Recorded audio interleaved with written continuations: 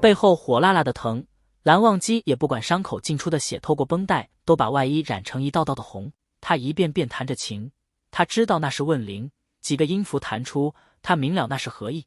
魏婴，他心下了然，这是魏无羡身死之后，他看到自己在魏无羡活着时隐忍不发，而又在魏无羡死去时痛苦万分。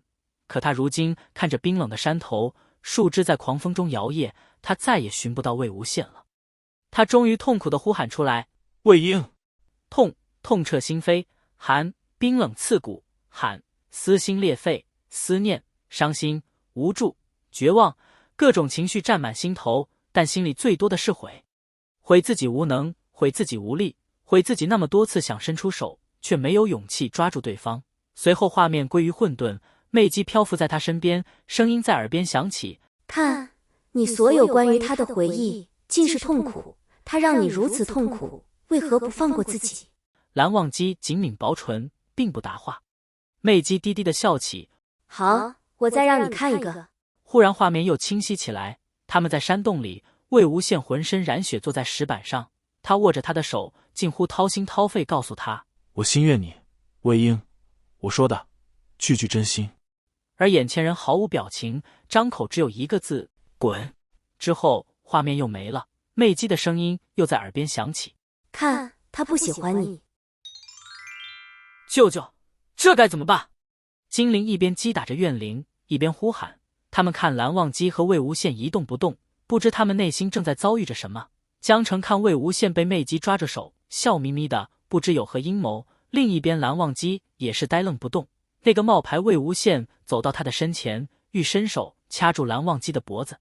江澄心下一慌，执起三毒打散面前几个恶灵，顾不得其他，向前便将紫电打了过去。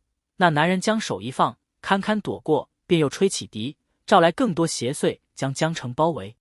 还没吹几句，见得蓝色剑光闪耀，再看身边之人，蓝忘机一双清冷的眸子盯着他，显然恢复清明。那人也不惊慌，勾起唇角对他一笑，轻声叫唤他：蓝湛。如同刚才记忆里他的心上人，苍白的面庞犹如鬼魅，轻启嫣红的唇瓣，低声唤他。那人抬起手来想扶上他的脸，却见碧尘一剑没入他的下腹。那人不可置信地看着他，嘴角淌血，疯了似的长啸一声，百鬼倾泻而来。蓝忘机卸下忘机琴，弹奏而起，包裹着那人的怨灵痛苦地哀嚎着，渐渐消散而去。那人疯狂咆哮，四肢撑不住般，脸孔竟淌下血来。另一边魅姬一口鲜血吐了出来，厉声呼喊：蓝忘机，你没有心吗？对着和心上人一样的脸也能呲得下去？只见蓝忘机看过来，一眼便让人感觉冰冷刺骨。他道：世上无人与他相似。哈哈哈哈！狂笑一阵，他脸孔变得狰狞起来。可你别忘了，谁在我手上？说罢，他举剑向魏无羡刺去。蓝忘机难得的着急出声：魏婴！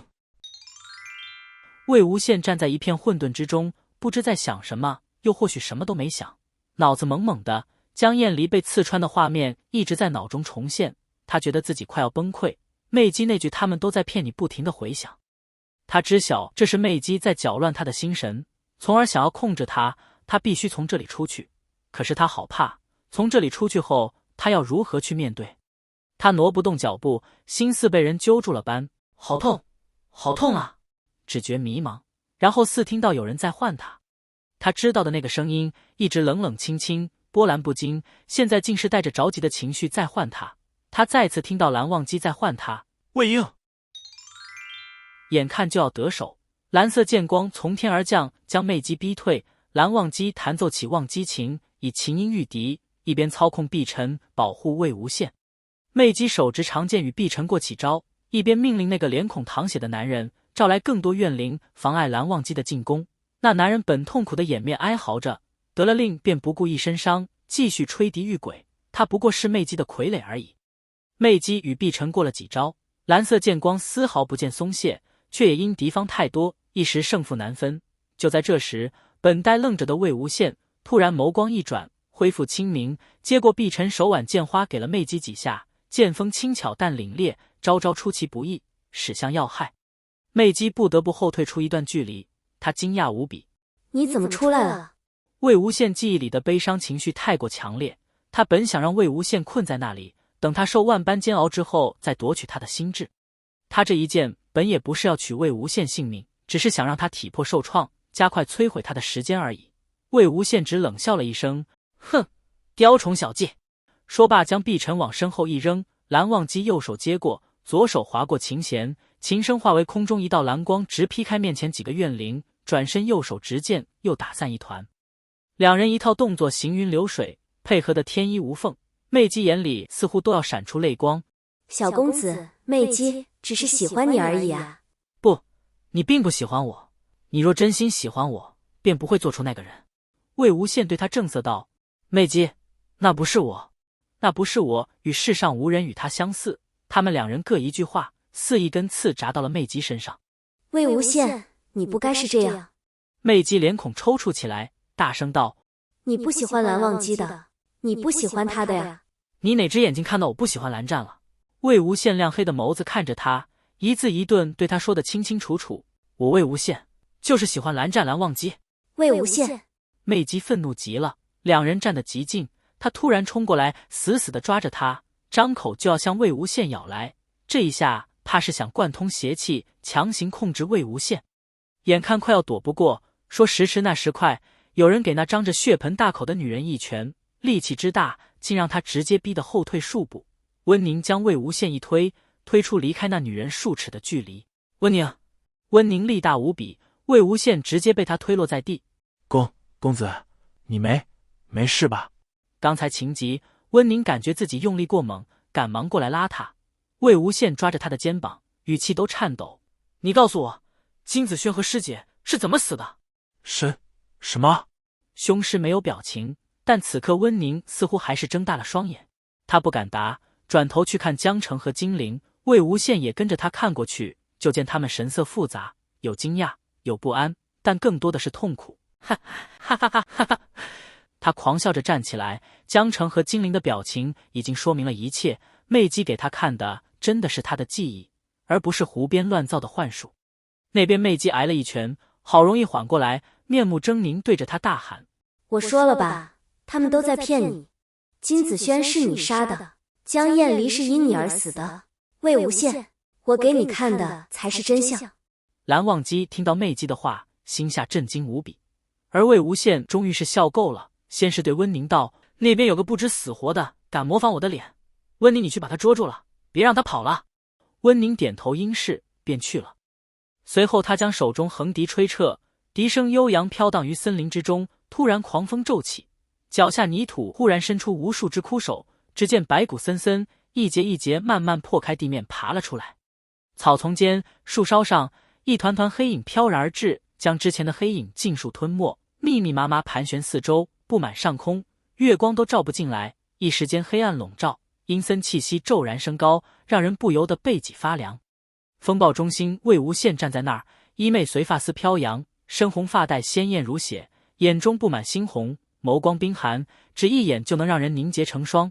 黑衣白面仿若鬼魅，他笛音一转，声声凄凉。黑夜中无数双可怖的眼睛同时盯过来，一时间万鬼同哭，响彻云霄。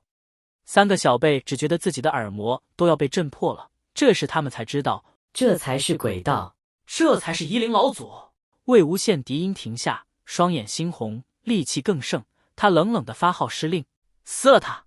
不过一瞬，万鬼呼啸，张开了无数张利爪，向媚姬袭去。啊！一声惊呼还没喊完，媚姬已经被万鬼撕咬啃碎，化为灰烬。之后万鬼妇又飘回魏无羡身边，围绕他四周，叽叽喳喳的嬉笑声随风喧嚣，似在邀功讨劳。而魏无羡面色惨白，站在那呆愣不动，了无生气。金陵担心的大喊他一声，魏无羡！霎时万鬼齐刷刷转头过来，可怖的眼睛一齐看着他这边，吓得三小辈牵在一起瑟瑟发抖。蓝锦衣哆嗦着道，魏前辈没事吧？欧阳子珍弱弱道，这样看起来有些恐怖啊。而江澄始终站在那里，面色极为难看。先前魏无羡忘了，他以为他寻回了一些和魏无羡相处的方式，一切又自然轻松起来。可魏无羡现在寻回了真相，看到魏无羡站在那里的模样，和不夜天甚至重合了起来，又好似隔起了一堵墙。倒是突闻琴声响起，望击琴琴声争鸣，万鬼转过头来，面目狰狞，张牙舞爪，几乎发出喝哈的恐吓之声。魏无羡听到琴声，内心震动了一下，低喃道：“别动！”蓝忘机拨开重重鬼影，不顾冰寒刺骨的感觉，爬过指尖，向他奔去，一把抓住了魏无羡的手。蓝忘机前琥珀色的眸子看着他，认真而慎重，对他道：“魏婴，这次我抓住你了。”蓝湛，我在。蓝忘机伸手揽过他，将他抱住，声音低磁而有力量，一句话直入心底，好似打碎了心里的什么东西。最终魏无羡倒在蓝忘机的怀里，哭得泪眼滂沱。如果你喜欢我分享的小说，请点击订阅频道，你们的观看是我剪辑影片的动力，感谢您。